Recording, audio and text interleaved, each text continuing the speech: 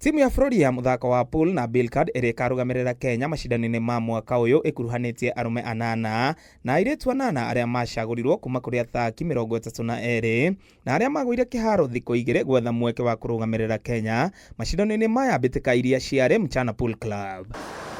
Thutha wa gũtirihwo kwa ũcagũrani ũyũ, timu ya Kenya nĩ yakorirwo ĩkĩrekererio na kũrĩa mwena wa arũme Collins Tuwei agatongoria timu ĩno ta captain na akanyitanĩra na Farah Osman, Jackson Waithera, Noah Esekon, David Njane na Cyrus Maina, gũkũ nake Samuel Goge akĩanĩrĩrwo ta mũthaki wa keheri. So I would say I'm more prepared than ever to go and just represent the country proudly and to ensure that the people who are coming up, the young ones, have played the game for almost 2 decades now. They are young ones who have so much skill, but us performing well and us showing them that this is the way to go will really improve on what they expect.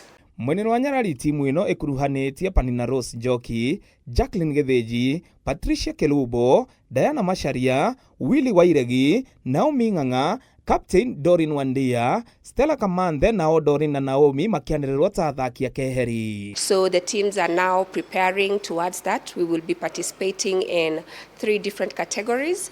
We'll have the black ball category, hay ball and 10 ball. For the national team, they'll be participating in the black ball category, which is the one that will have the team event. Captain wa timu ĩno Dorin Wandia, ũrĩa nĩ wakiri tũracemania nake arĩ meharĩrĩria make, akĩoya mweke ũyũ gũtũtarĩria kĩrĩa gĩbataranagia mũthako-inĩ ũyũ mũno makĩria kũrĩ airĩtu. So I've had some of my colleagues call me out and ask me, would this interfere with your career? So I always tell them if a client is meant to be mine, they will be.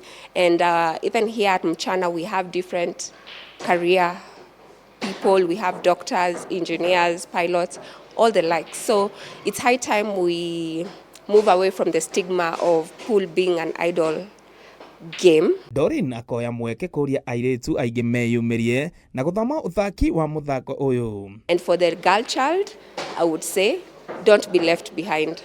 We are doing this professionally. Across the world, it's being done professionally. So get on board.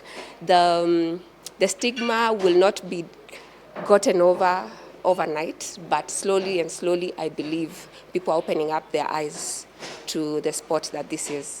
Gũkũ Mchana Pool Club mũthako ũyũ wa pool nĩ ũtuĩkĩte gĩtumĩro kĩa aingĩ gwĩkenia na gũkorwo kũrĩ imathĩro rĩa ũboco kũrĩ aingĩ kũhĩtũkĩra macindano ma o kiumia kũrĩa ahotani makoragwo magĩtugwo na mbeca baribari. People are taking this game professionally. The young, we have youngsters from 19 years old who've been earning through this sport for the last 2 years, me being captain, helping them out.